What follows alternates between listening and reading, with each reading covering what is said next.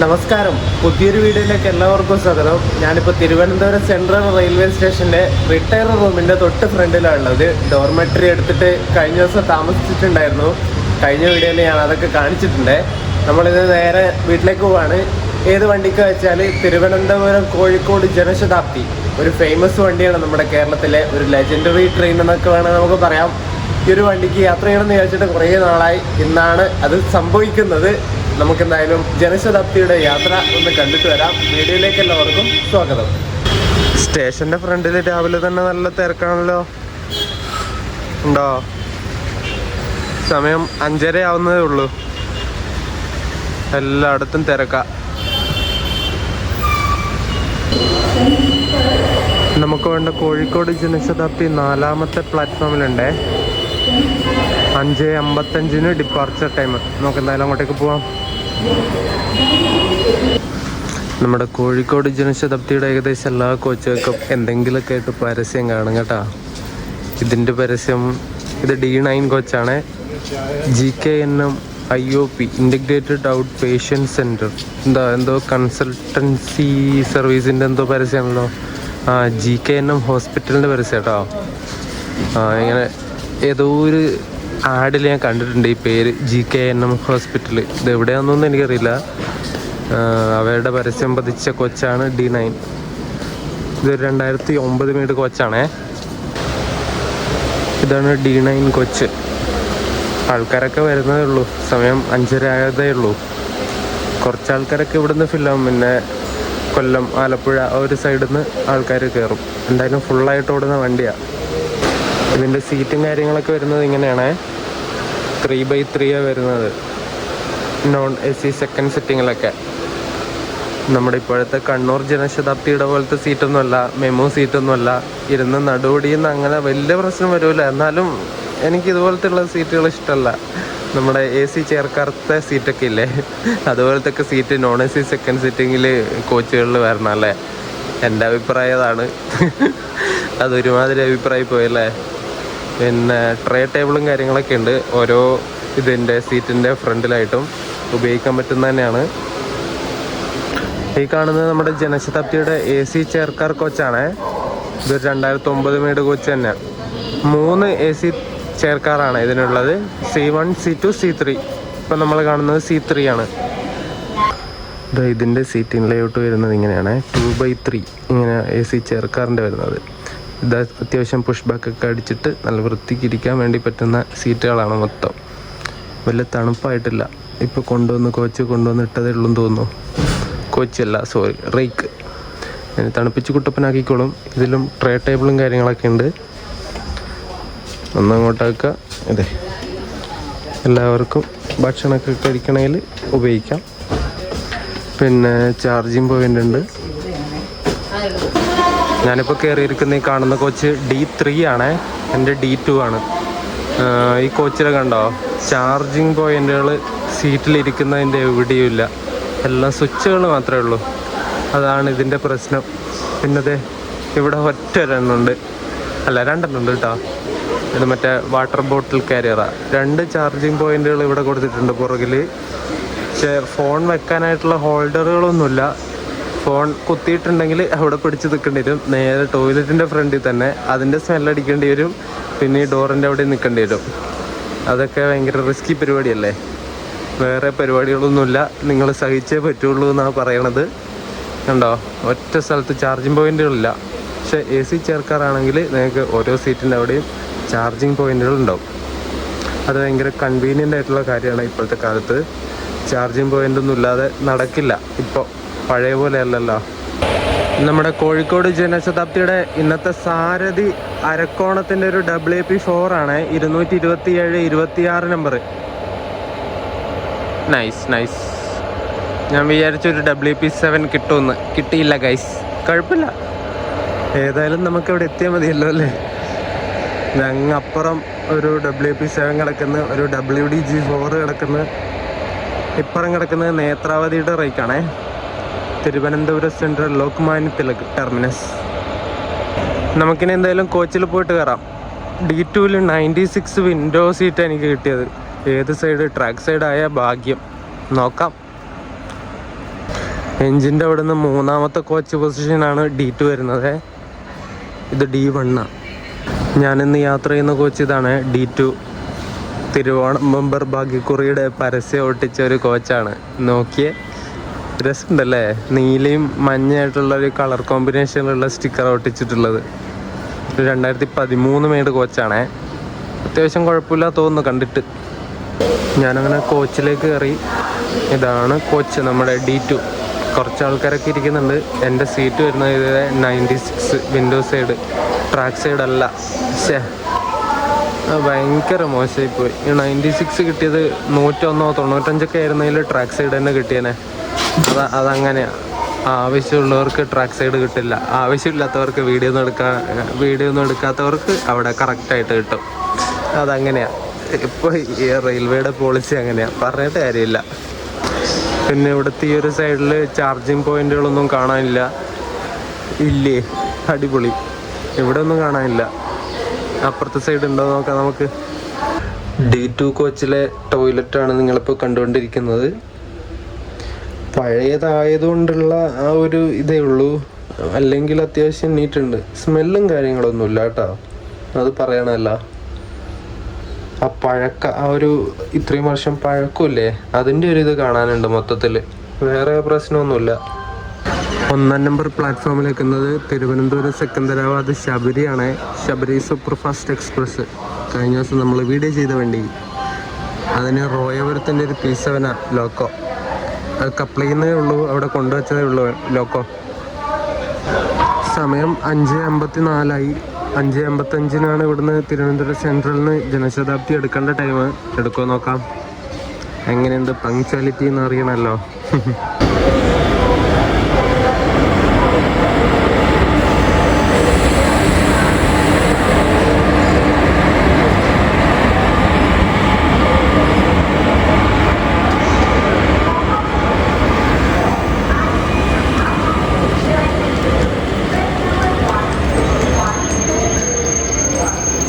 രണ്ടാം നമ്പർ പ്ലാറ്റ്ഫോമിലേക്ക് വന്നത് പരശുറാം എക്സ്പ്രസ് ആണ്. കന്യാകുമാരിയിൽ നിന്ന് മംഗലാപുരത്തേക്ക് വന്ന വണ്ടി. രാവിലെ തന്നെ മഴ പെയ്യാൻ തുടങ്ങിയല്ലോ. യാത്രക്കാരൊക്കെ ഇതേ നനഞ്ഞുകൊണ്ട് യാത്ര ചെയ്യുന്നു. എല്ലാവരും പെട്ടെന്ന് നടന്നു പോവുക, മഴ അത്യാവശ്യമുണ്ട്. യെസ്, അങ്ങനെ 2 മിനിറ്റ് ലേറ്റായിട്ട് 5:57 ആയപ്പോൾ തിരുവനന്തപുരം സെൻറ്ററിൽ നിന്ന് നമ്മുടെ ജനശതാബ്ദി എടുത്തിരിക്കുകയാണ്.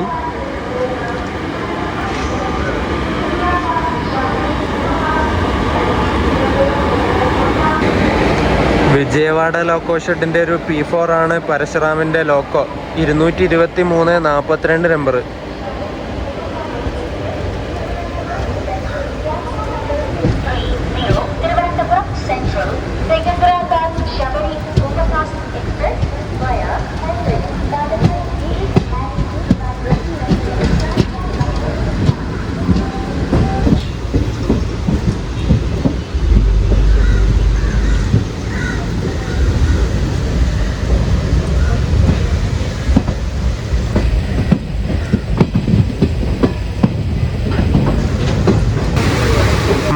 ശക്തി കൂടി വരികയാണല്ലോ, നല്ല മഴയാണ് പുറത്ത്.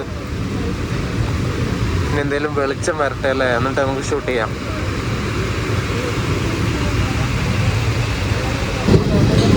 ഇവിടെ തിരുവനന്തപുരം ഔട്ടറിൽ കിടക്കുന്ന നമ്മുടെ അമൃത എക്സ്പ്രസ് ആണ്.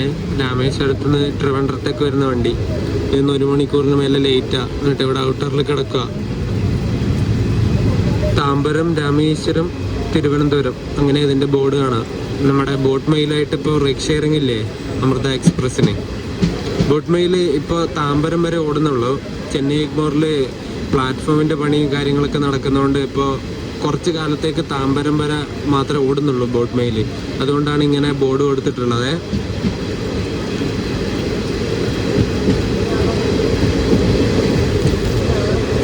തിരുവനന്തപുരം ഡിവിഷൻ്റെ ഈ ഒരു അമൃത എക്സ്പ്രസ്സിനെ ചെന്നൈക്ക് കൊടുത്തിട്ട് സൗത്ത് സെൻട്രൽ റെയിൽവേയുടെ ശബരി എക്സ്പ്രസ്സിനെയാണ് നമ്മൾ മേടിച്ചത് കേട്ടോ. നല്ല കോച്ചുകൾ കൊടുത്തിട്ട് മോശം കോച്ചുകൾ മേടിച്ച്. അയ്യോ, ശബരിയുടെ കോച്ചുകളൊക്കെ ഭയങ്കര ഷോക്കാണ്. ഇപ്പോൾ ഈ തിരുവനന്തപുരം ഡിവിഷന് അവർ കൊടുക്കുമ്പോൾ എല്ലാ കോച്ചുകളും മാറ്റിയിട്ട് കൊടുത്തു. നല്ല കോച്ചുകളൊക്കെ അവരെടുത്തിട്ട് മോശം കോച്ചുകൾ നമുക്ക് തന്നു. ഭയങ്കര കഷ്ടമായിപ്പോയി. നമ്മുടെ ജനശതാബ്ദിയുടെ ആദ്യത്തെ സ്റ്റോപ്പായ വർക്കല എത്തിയിട്ടുണ്ട്.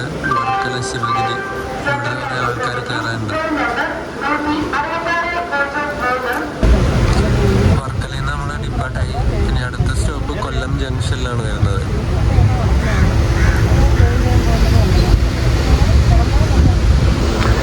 നമ്മുടെ ഞാൻ കയറിയ കോച്ചിൽ തിരുവനന്തപുരത്ത് നിന്ന് തന്നെ ഏകദേശം ആൾക്കാരൊക്കെ കയറിയിട്ടുണ്ട്. ഇനി കൊല്ലം ആ ഒരു ഭാഗമൊക്കെ എത്തുമ്പോഴേക്കും മിക്കവാറും ഫുള്ളാവും കോച്ച്. ഇപ്പം തന്നെ ഏകദേശം പകുതി മുക്കാലും ഫുള്ളാണ്. ഇവിടെ ഒരു ചേട്ടൻ വന്നിരിക്കുന്നുണ്ട്. ഭയങ്കര അൺകംഫർട്ടബിൾ ആക്കുക നമ്മളെ. ജനറൽ ടിക്കറ്റ് എടുത്തിട്ട് കയറിയതാണ്. കൊല്ലം വരെ യാത്ര ചെയ്യുന്ന പോലും. പക്ഷെ ആളൊരുമാതിരി, അയാളുടെ സ്വഭാവം ശരിയില്ല. ഇങ്ങനെ വിശാലമായിട്ടങ്ങ് ഇരിക്കുക. നമ്മളും പൈസ കൊടുത്തിട്ടല്ലേ റിസർവ് ടിക്കറ്റ് എടുത്തിട്ട് പോകുന്നത്. ഞാൻ സത്യം പറഞ്ഞാൽ എനിക്ക് വീഡിയോ എടുക്കണമെങ്കിൽ നല്ല കംഫർട്ടബിളായിട്ട് ഇരുന്നിട്ട് യാത്ര ചെയ്യണം. എന്നാലേ എനിക്ക് മര്യാദക്ക് വീഡിയോ എടുക്കാനൊക്കെ പറ്റുള്ളൂ. കഴിഞ്ഞ ദിവസം ശബരിക്കൊക്കെ വീഡിയോ എടുത്തത് ഞാൻ നല്ല കംഫർട്ടബിളായിട്ടാണ്.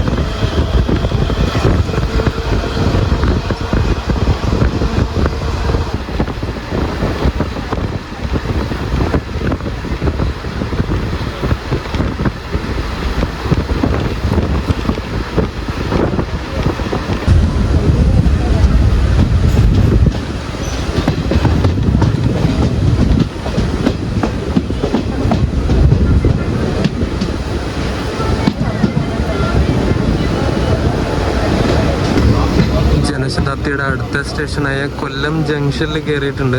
6:55 കയറേണ്ടത് 6:56. കുഴപ്പമില്ല. എല്ലാ സ്ഥലത്തും ഏകദേശം പങ്ക്ച്വാലിറ്റിയോടെ എത്തുന്നുണ്ട് വണ്ടി. ഇനി അങ്ങോട്ടേക്കും അതുപോലെ എത്തട്ടെ. കൊല്ലം ജംഗ്ഷൻ നമ്മൾ ഡിപ്പാർട്ടായേ. ഇനി അടുത്ത സ്റ്റേഷൻ വരുന്നത് കായംകുളത്താണ്. 2 P4 കിടക്കുന്നു.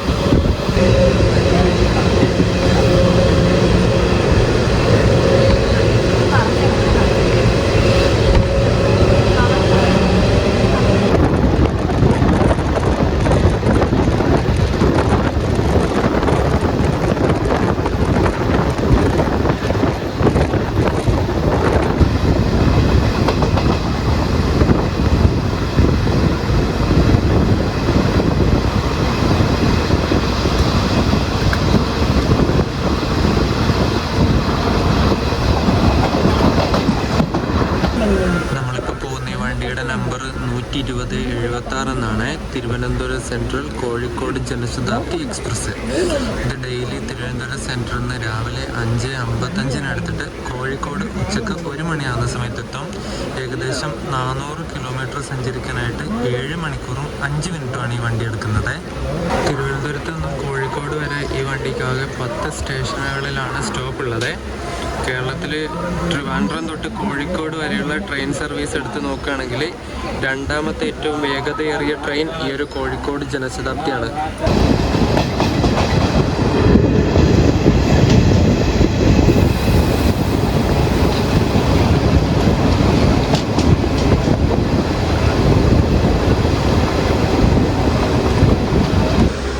എട്ട് 13 ആലപ്പുഴ കയറുന്ന നമ്മൾ ബിഫോർ ടൈം അടിച്ചിട്ട് 8:06 എത്തി. ഇനിയിപ്പം 8:15 ഇവിടെ നിന്ന് എടുക്കുള്ളൂ.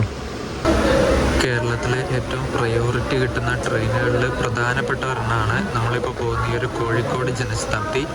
പെട്ടെന്ന് തിരുവനന്തപുരത്ത് നിന്നും എറണാകുളം, തൃശ്ശൂർ, കോഴിക്കോടൊക്കെ പോകാനുണ്ടെങ്കിൽ ഈ വണ്ടി നിങ്ങൾക്കൊരു ബെസ്റ്റ് ഓപ്ഷൻ ആയിരിക്കും. പൈസ കൂടുതൽ ചിലവാക്കാനില്ലാത്തൊരു ബഡ്ജറ്റ് ഫ്രണ്ട്ലി ട്രാവൽ, പെട്ടെന്ന് ട്രാവൽ ചെയ്യണം എന്നൊക്കെ ഉള്ളവർക്ക് ഒരു ബെസ്റ്റ് ഓപ്ഷനാണ് ഈ ജനശതാബ്ദി. ഒരുപാട് പൈസ ചിലവാക്കാതെ ചെറിയ പൈസക്ക് പെട്ടെന്ന് യാത്ര ചെയ്യാൻ പറ്റുന്ന ആ ഒരു ടൈപ്പ് വണ്ടികളിൽ പ്രധാനപ്പെട്ട ഒന്നാണ് ജനശതാബ്ദി എക്സ്പ്രസ്. അതിൽ ഒരു പോപ്പുലറായ വണ്ടിയാണ് നമ്മുടെ ഈ കോഴിക്കോട് ജനശതാബ്ദി. നമ്മുടെ കേരളത്തിൽ 2 ജനശതാബ്ദിയാണ് ഇപ്പോൾ ഓടിക്കൊണ്ടിരിക്കുന്നത്. ഒന്ന് തിരുവനന്തപുരം കണ്ണൂർ ജനശതാബ്ദി, പിന്നെ നമ്മളിപ്പോൾ പോകുന്ന ഈ കോഴിക്കോട് ജനശതാബ്ദി. അങ്ങനെ കറക്റ്റ് 8:15 തന്നെ ആലപ്പുഴയിൽ നിന്ന് ഡിപ്പാർട്ടായി. പിന്നെ അടുത്ത സ്റ്റോപ്പ് ചേർത്തലയാണ്.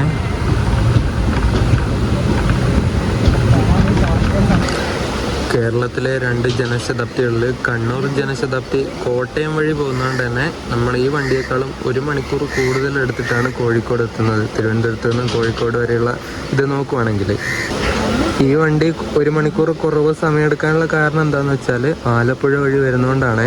ആലപ്പുഴ വഴി നേരെ സ്ട്രൈറ്റ് ആയിട്ട് നേരെ എറണാകുളത്തേക്ക് കയറും, എന്നിട്ട് തൃശ്ശൂർ അങ്ങനെ പോകും. മറ്റേത് കോട്ടയം വഴി വളഞ്ഞു വരുന്നതുകൊണ്ട് ഈ വണ്ടിയേക്കാളും 1 മണിക്കൂർ കൂടുതൽ എടുത്തിട്ടാണ് ഇവിടെ കോഴിക്കോട് എത്തുന്നത്.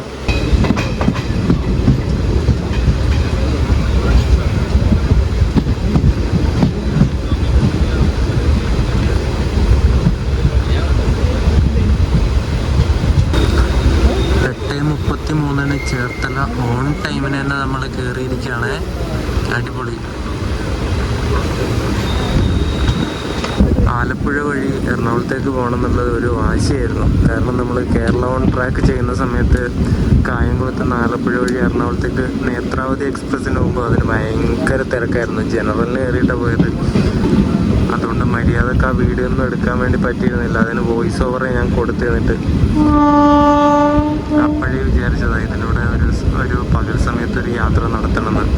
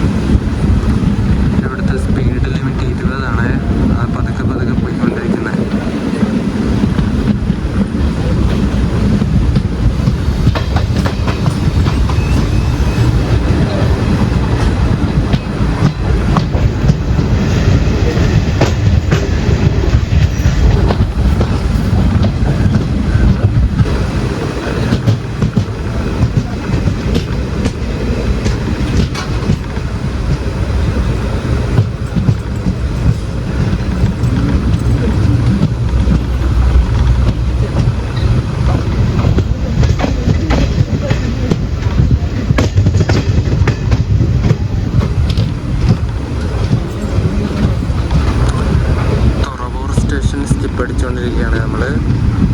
ഇനി വണ്ടിക്ക് എറണാകുളം ജംഗ്ഷനിലാണ് സ്റ്റോപ്പ് ഉള്ളത്.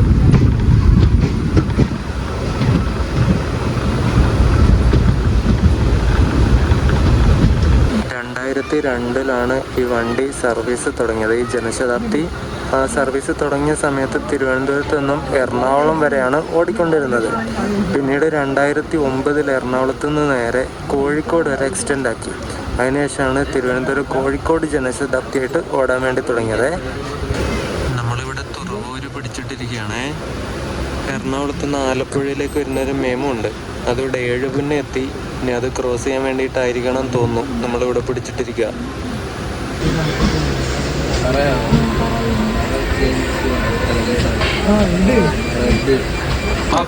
യെസ്, അങ്ങനെ വണ്ടി എടുത്തിരിക്കുകയാണ്. നമ്മളെ പിടിച്ചിടാൻ കാരണമായിട്ടുള്ള എറണാകുളം ആലപ്പുഴ മെമു ഇവിടെ എത്തി. ഇവിടെ എത്തിയപ്പോൾ തന്നെ നമുക്ക് സിഗ്നൽ കിട്ടി.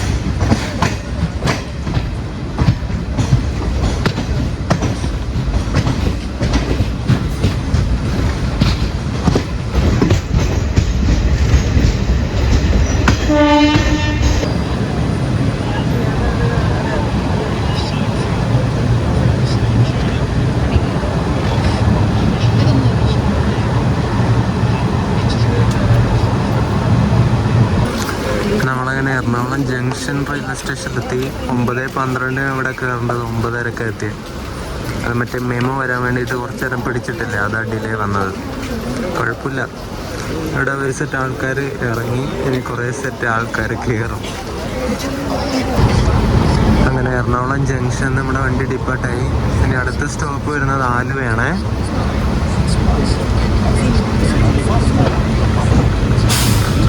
ഈ റോഡിൻ്റെ ഒരു P4 കിടക്കുന്ന ഇന്ത്യ ഓസ്ട്രേലിയ സെക്കൻഡ് ODI ഞാൻ കണ്ടുകൊണ്ടിരിക്കുകയാണ്. ഗില്ലിപ്പ് ഔട്ടായി, ക്യാച്ച്. രോഹിത്തും കോഹ്ലിയാണ് ഇപ്പോൾ ക്രീസിലുള്ളത്.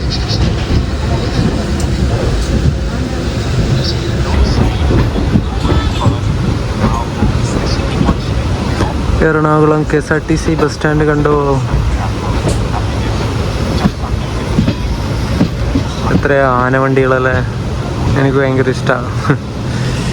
ഇടുക്കി, കട്ടപ്പന, തൃശ്ശൂർ.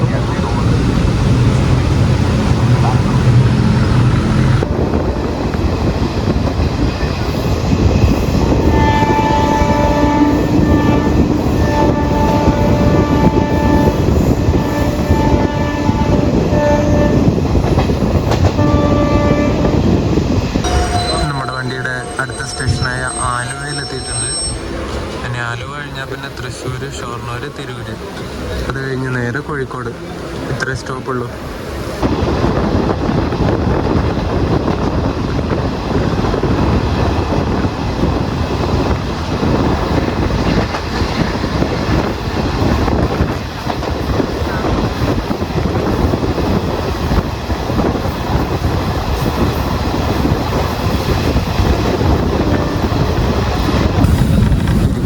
സ്റ്റേഷനൊക്കെ എത്താൻ പോവാണ്. വണ്ടി സ്ലോ ആയി, സ്പീഡില്ല.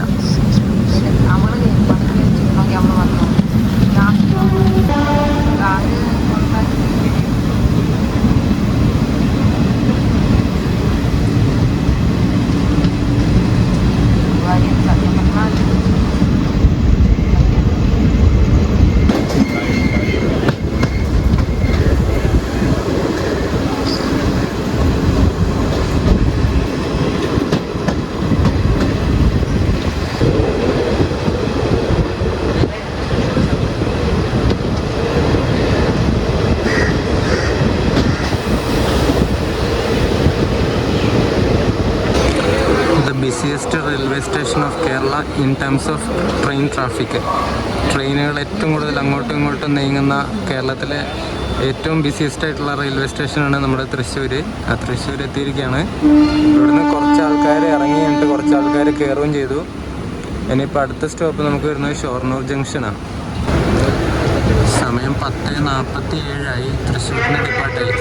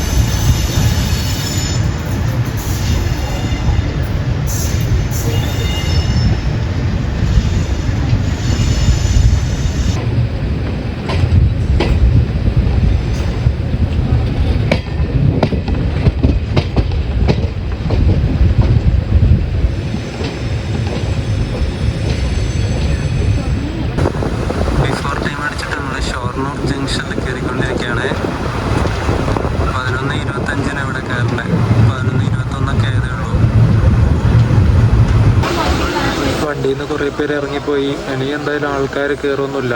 ഇനി കോഴിക്കോട് വരെ കുറേ സീറ്റൊക്കെ കാലിയായിരിക്കും.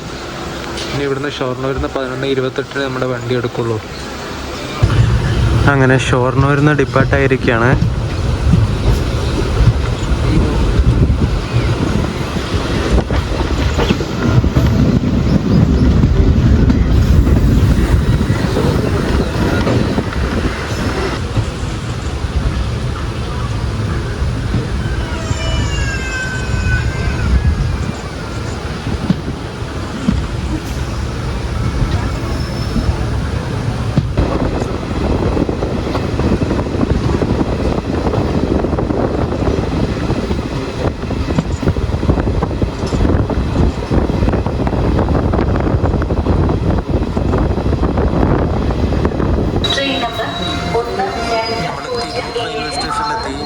അടുത്ത സ്റ്റേഷൻ കോഴിക്കോടാണ്. നമ്മൾ കുറച്ച് ദിവസം മുന്നേ വന്നിട്ടുണ്ട് ഇവിടെ ഫ്രൈഡേ മാർക്കറ്റ് വീഡിയോ എടുക്കാൻ വേണ്ടിയിട്ട്. പ്ലാറ്റ്ഫോമൊക്കെ വെള്ളം അടിച്ച് ക്ലീൻ ചെയ്യുന്നുണ്ടാവും. നല്ല ക്ലീനാക്കി ഇടാൻ വേണ്ടിയിട്ട്. ഇയാൾക്ക് ഒറ്റപ്പാലത്തിൻ്റെ ഒരു പ്രശ്നം ഉണ്ടായിരുന്നു അല്ലേ? അഭിജിത്തിൻ്റെ വീഡിയോ ഉണ്ട്. എന്താ അല്ലേ അതൊക്കെ ചുമ്മാ ഓരോ റിപ്പോർട്ട് അടിച്ചിറക്കും. ഒന്നും നോക്കൊന്നുമില്ല, വെറുതെ ഒരു റിപ്പോർട്ട്. തിരൂർ നമ്മുടെ വണ്ടി എടുത്തു. വെറുതെ ഓരോ റിപ്പോർട്ടാക്കിയിട്ട് കേരളത്തിനെ പറയിപ്പിക്കാനായിട്ട് കുറേ ടീമുകളുണ്ടാവും. നോർത്ത് ഇന്ത്യക്കാർ, അവന്മാരാദ്യം കൊല്ലണം.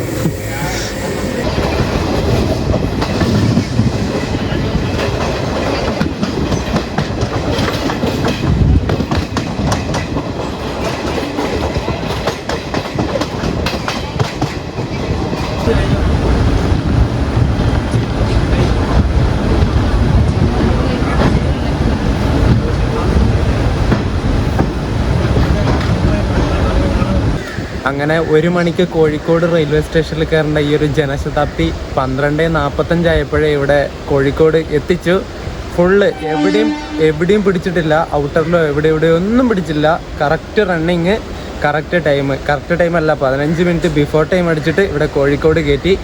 ഇനി വണ്ടിയുടെ ഫ്രണ്ടിലെ ലോക്കോ ഊരി ബാക്കിൽ കൊണ്ടുപോയി കപ്പിൾ ചെയ്തിട്ട് 1:45 കോഴിക്കോട് തിരുവനന്തപുരം ജനശതാബ്ദിയായിട്ട് ഈ വണ്ടി തിരിച്ചു പോകും. ഈ ജനശതാബ്ദിക്ക് total non AC second sitting കോച്ചുകൾ 17 ഉണ്ട്. D1 തൊട്ട് D17 വരെ ഉണ്ട്. പിന്നെ 3 AC ചെയർ കാറ്, 2 SLRD കോച്ചുകൾ, ഒന്ന് ഫ്രണ്ടിലും ഒന്ന് ബാക്കിലും.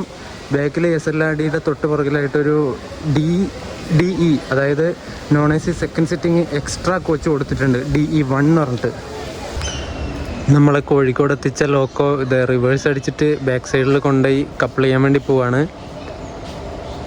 അരക്കോണം WP4. ഈ ഒരു WP4ൻ്റെ ലിവറി കണ്ടോ നിങ്ങൾ? ഇതിനെ ശതാബ്ദി ലിവറി എന്നാണ് പറയുന്നത്. ഒരു ഡാർക്ക് ബ്ലൂവും ക്രീം കളറൊക്കെ ചേർന്നിട്ട് അടിച്ചിട്ടുള്ള ഒരു ലിവറിയാണിത്. സാധാരണ നമ്മൾ കാണുന്ന WP4ൻ്റെ ലിവറി ഇങ്ങനെയല്ലല്ലോ. അരക്കോണത്തിൻ്റെ അവയുടെ കയ്യിലുണ്ട് ഈ ഒരു ശതാബ്ദി ലിവറി അടിച്ച ലോക്കോ. 227 26 നമ്പർ. രസമല്ലേ കാണാൻ? എപ്പോഴും കാണുന്ന WP4നെ അപേക്ഷിച്ച് ഇങ്ങനെ വെറൈറ്റി കാണുന്ന സമയത്ത് ഒരു രസമല്ലേ? കോയമ്പത്തൂർ മംഗളൂരു സെൻട്രൽ എക്സ്പ്രസ് ആണ് അപ്പുറത്തേ വരുന്നത്. അതിനൊരു WP4 ലോക്കോ. ഞാൻ ഇവിടുന്ന് തിരിച്ച് പയ്യന്നൂരേക്ക് വന്നത് ചെന്നൈ എഗ്മോർ മംഗളൂരു എക്സ്പ്രസ്സിനാണ്. അതിവിടെ 2:10 എങ്ങാനെത്തും.